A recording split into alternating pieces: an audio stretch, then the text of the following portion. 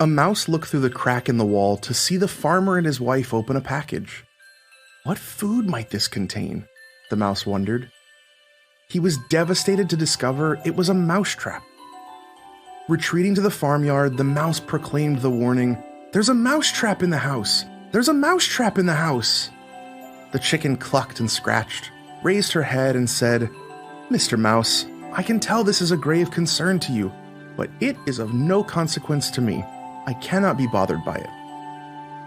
The mouse turned to the pig and told him, "There's a mousetrap in the house! There's a mousetrap in the house!" The pig sympathized, but said, "I'm so very sorry, Mr. Mouse, but there's nothing I can do about it but pray. Be assured you are in my prayers."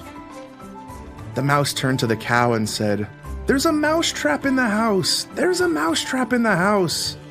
The cow said, "Wow, Mr. Mouse, I'm so sorry for you, but it's no skin off my nose." So, the mouse returned to the house, head down and dejected, to face the farmer's mousetrap alone. That very night, a sound was heard throughout the house, like the sound of a mousetrap catching its prey. The farmer's wife rushed to see what was caught.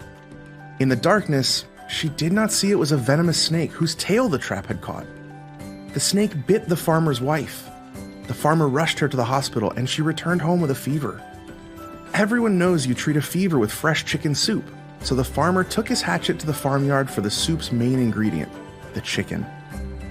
But his wife's sickness continued, so friends and neighbors came to sit with her around the clock.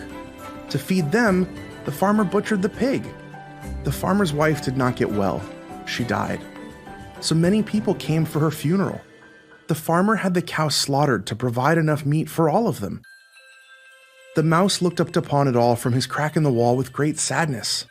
So, the next time you hear someone is facing a problem and think it doesn't concern you, remember, when one of us is threatened, we are all at risk.